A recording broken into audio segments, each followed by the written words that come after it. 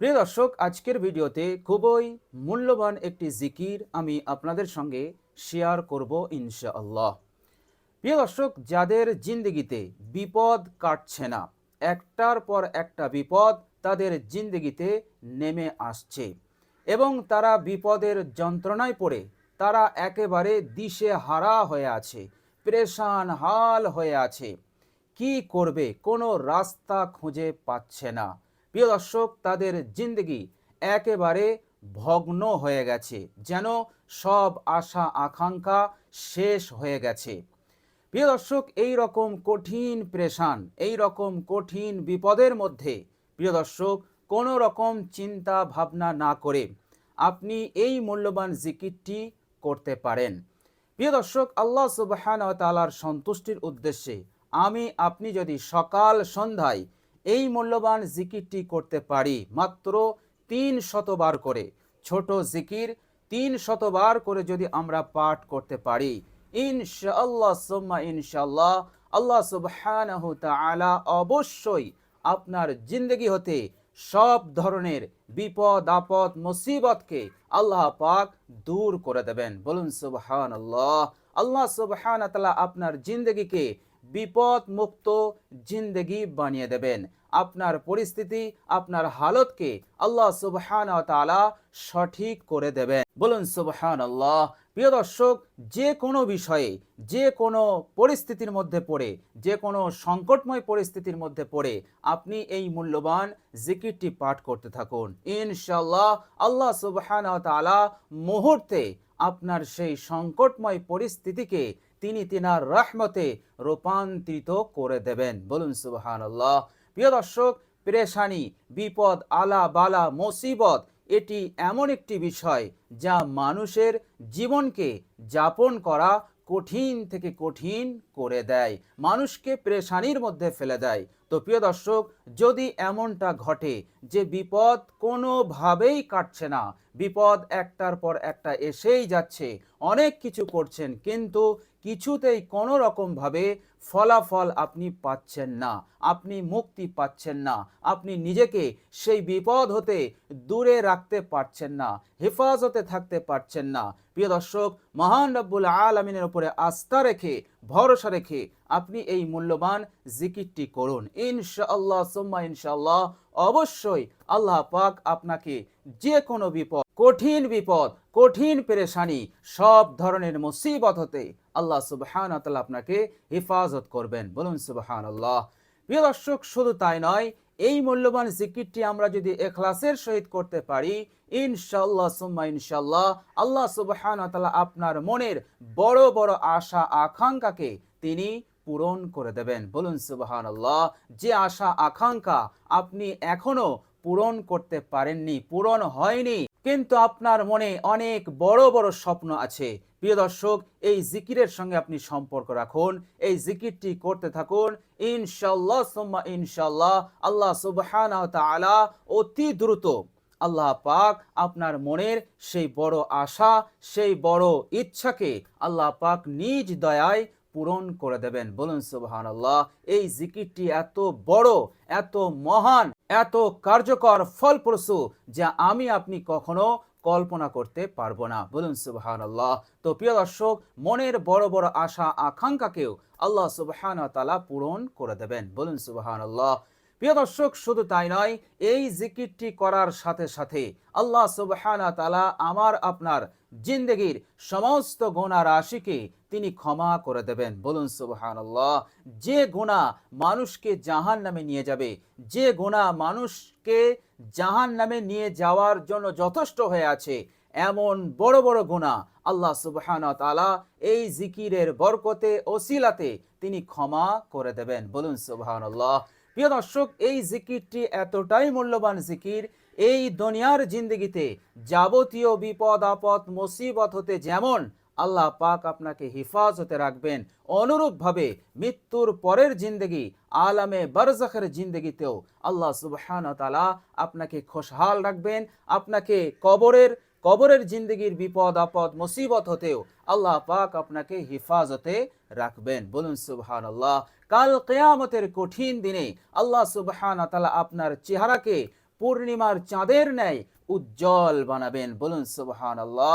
যা দেখে গোটা হাসরবাসী অবাক হয়ে যাবে। তারা একে অপরকে বলতে লাগবে যে আল্লাহর এই বান্দা কি আমল করেছিল, কি এমন কাজ করেছিল যে আজকের এই কঠিন দিনে তার চেহারাটা পূর্ণিমার চাঁদের ন্যায় উজ্জ্বল হয়ে গেছে।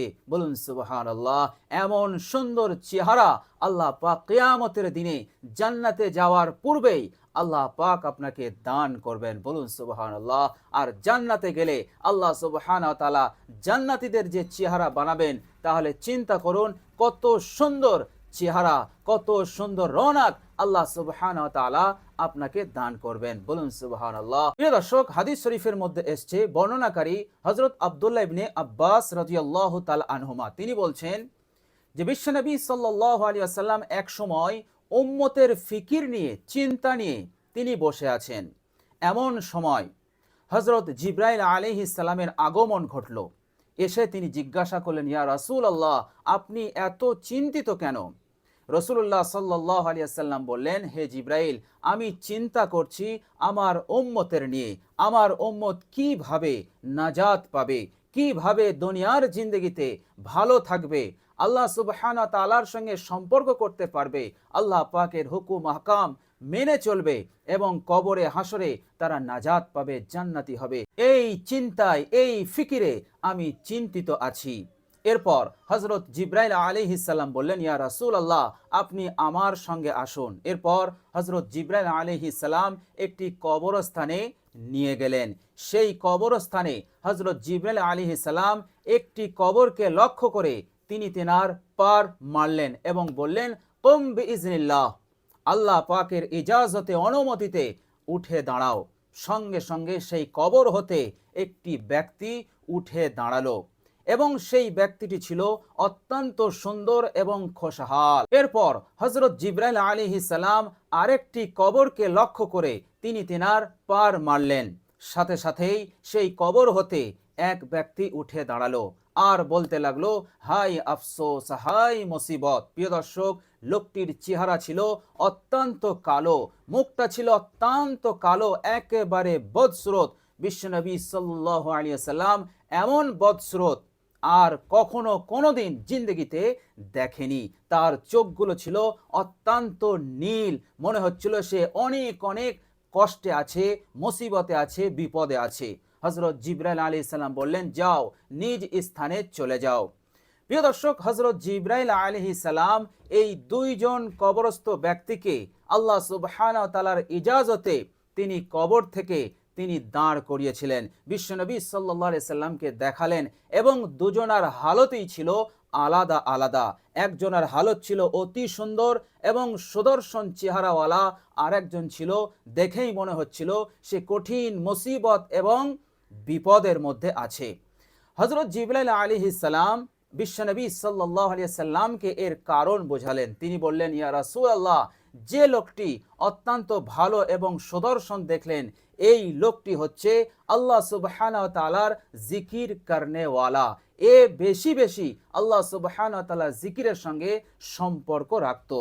তো যে যার সঙ্গে বেশি সম্পর্ক রাখবে, আল্লাহ সুবহানাহু ওয়া তাআলা তাকে সেই হালতেই, সেই অবস্থাতেই রাখবেন। আর আল্লাহ সুবহানাহু ওয়া তাআলা জিকির করনেওয়ালাকে দুনিয়ার জিন্দেগিতে এবং পরকালীন জিন্দেগিতে মুসিবত বিপদ হতে মুক্তি দেবেন। আর যে লোকটিকে বদসুরত দেখলেন এবং সে বলছিল, হায় আফসোস, হায় মুসিবত, হায় বিপদ, এই লোকটি আল্লাহ সুবহানাহু ওয়া তাআলার জিকিরের সঙ্গে কোনো তার সম্পর্ক ছিল না। সে দুনিয়া নেই মেতে থাকতো, আল্লাহ সুবহানাহু ওয়া তাআলার হুকুমের কোনো পরোয়া করতো না, তিনাকে স্মরণ করতো না। এই জন্য দুনিয়ার জিন্দেগিতে যেমন বিপদে কাটিয়েছে, কবরের জিন্দেগিতেও সে বিপদগ্রস্ত হয়ে আছে।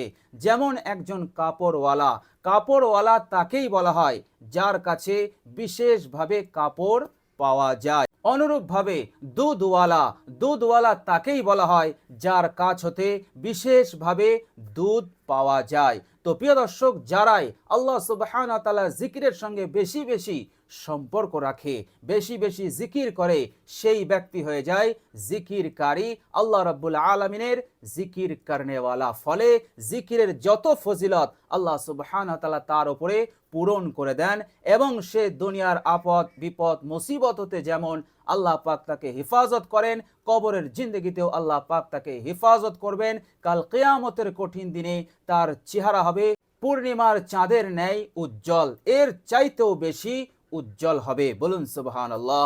তো প্রিয় দর্শক, চলুন এবার আমরা জেনে নেই সেই মূল্যবান জিকিরটি কি। প্রিয় দর্শক, খুবই মূল্যবান এবং খুবই ফলপ্রসূ জিকির। প্রিয় দর্শক, হাদিস শরীফের মধ্যে এসছে হযরত মূসা আলাইহিস সালাম এক সময় আল্লাহ সুবহানাহু ওয়া তাআলাকে বলেছিলেন যে, হে আল্লাহ, আমাকে এমন একটি জিকির শিখান যে জিকিরটি আমি করব। আল্লাহ সুবহানাহু ওয়া তাআলা তখন বলেছিলেন, হে মূসা, তুমি পড়ো লা ইলাহা ইল্লাল্লাহ।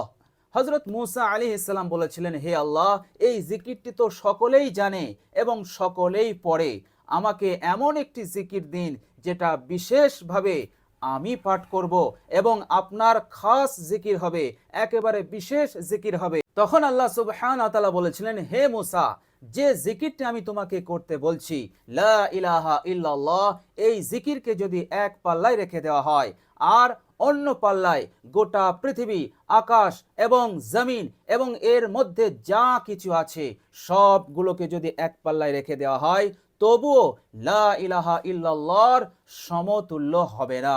লা ইলাহা ইল্লাল্লাহর ওজন, তার সম্মান, তার ফজিলত বেশি হয়ে যাবে। বলুন সুবহানাল্লাহ। হযরত মূসা আলাইহিস সালাম সহজেই বুঝে নিলেন লা ইলাহা ইল্লাল্লাহর ওপর আর কোনো বড় এবং মহান জিকির নেই। বলুন সুবহানাল্লাহ।